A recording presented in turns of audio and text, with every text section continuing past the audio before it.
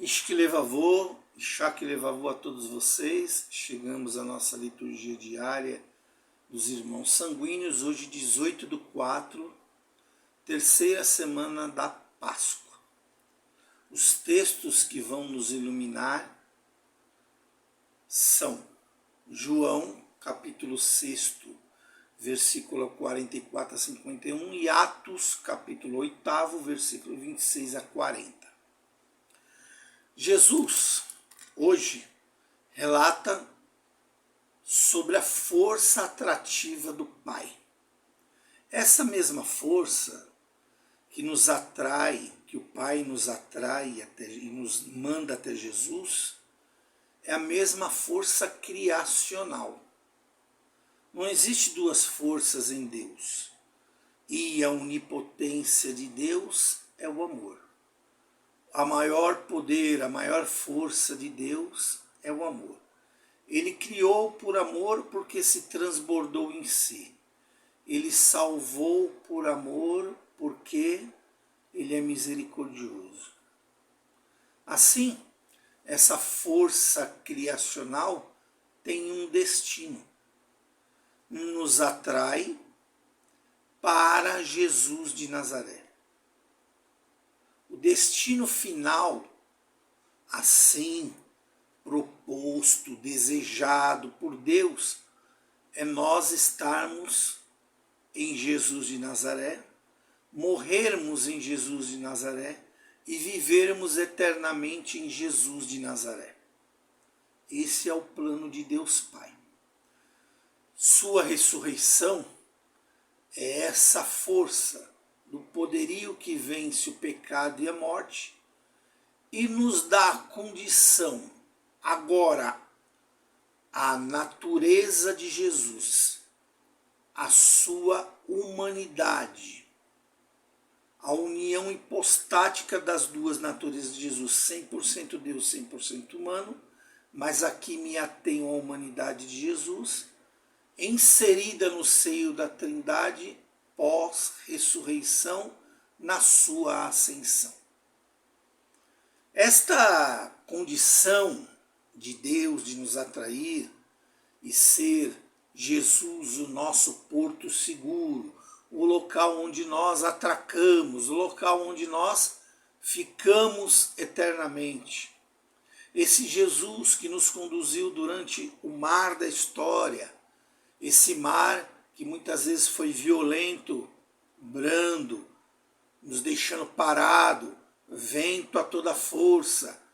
Este mar que outrora vinha a nosso favor, outrora vinha contra nós, este mar sabia que o barco da vida do ser humano deve ser conduzido por Jesus de Nazaré. Se ele não está no leme, perdidos estamos. Ele é o nosso leme, ele é o nosso condutor, ele é o nosso guia. O texto joanino de hoje revela o destino também é sermos discípulos de Deus.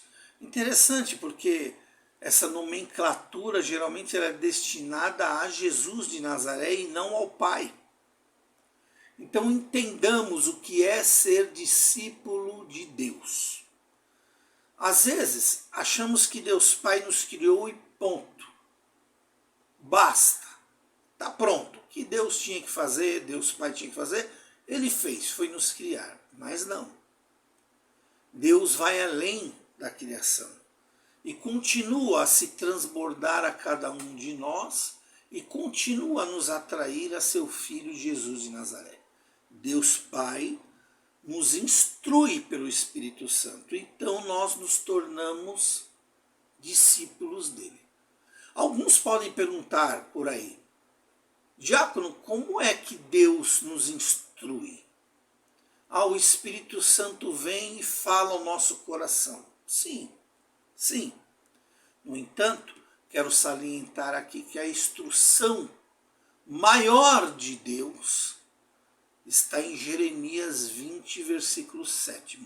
Seduziste-me, Senhor, e eu me deixei deixei ser seduzido.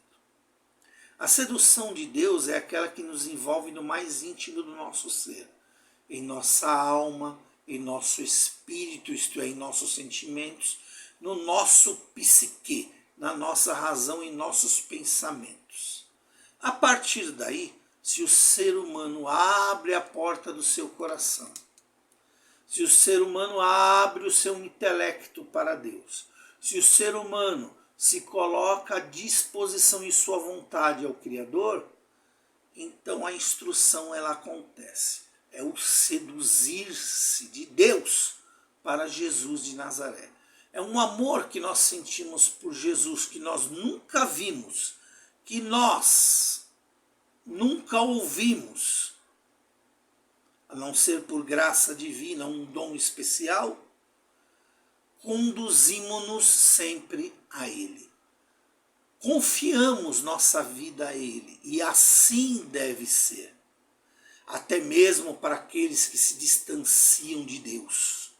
Aqueles que não querem nada com o Senhor, aqueles que são revoltados com a vida, ou aqueles que são de forma direta ou indireta, instruídos contra Deus, chega um momento da vida que hás de se pagar o preço.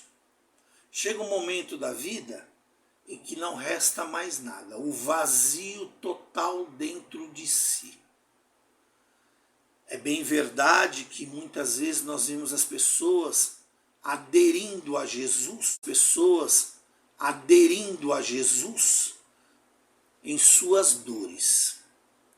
Aderindo a Jesus por causa das suas dores, melhor. Mas tem aqueles que aderem a Jesus por causa da alegria.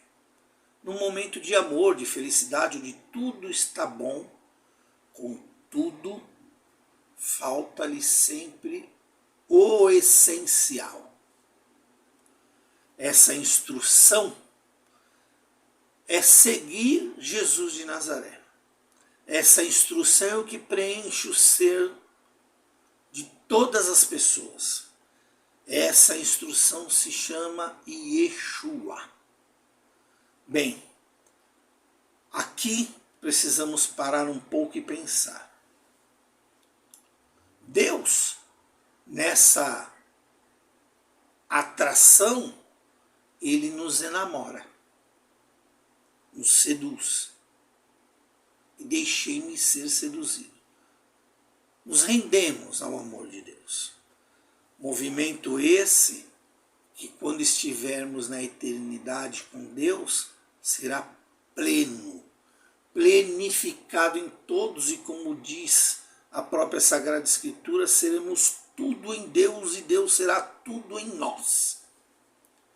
Aí essa sedução plena tirar-nos-á a liberdade, o livre-arbítrio. Por enquanto, uma sedução para ser atraído a Deus numa dimensão de livre-arbítrio. Lançar-se a Jesus é lançar-se a esse amor experiencial de Deus e Jesus no Espírito Santo.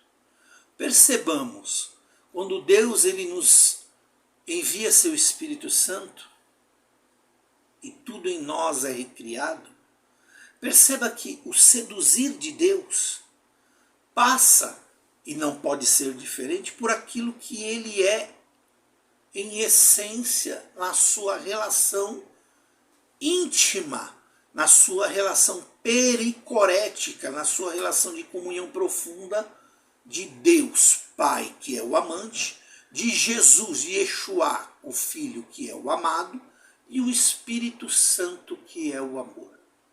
O seduzir-se de Deus está na perspectiva, claro, que não plena, porque não entramos na presença do Senhor, mas na mesma dimensão do amor. Eu diria, eu arriscaria, eu ousaria dizer melhor, que nós ficamos numa perspectiva do amor de filia, num amor de uma amizade profunda, num amor eros, um amor de posse, de pertença a Deus. Deus nos pertence e nós pertencemos a Deus. O amor ágape ele existe, mas eu creio, pelos meus dados teológicos, que é uma via de mão única, porque vem da cruz, porque vem do coração de Deus.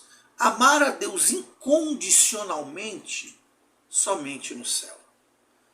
Sempre, sempre, por mais que nos esforcemos em amar a Deus, estaremos dividindo este amor aqui e acolá com outros amores, aos filhos, aos esposos, às esposas, amor às coisas aqui do mundo que nos dá prazer, coisas salutares, amor com uma amizade, amor ao trabalho.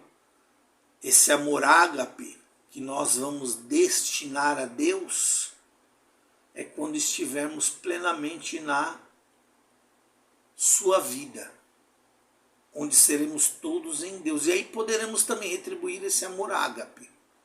É claro que de quando em quando nosso coração se esquenta, como os discípulos de Emaús, e dentro de nós surge um fogo, um amor que nos consome. Olha aí, é o de Deus para conosco. Por isso hoje o Senhor Jesus vai dizer, e teologizemos um pouco. Ele vai dizer, eu sou a carne dada para a salvação deste mundo. Nós sabemos que a Igreja Oriental Católica, ela teologiza dizendo que a salvação ela se dá na encarnação. E é fato, porque quando Jesus ele assume a nossa humanidade, ele já salva.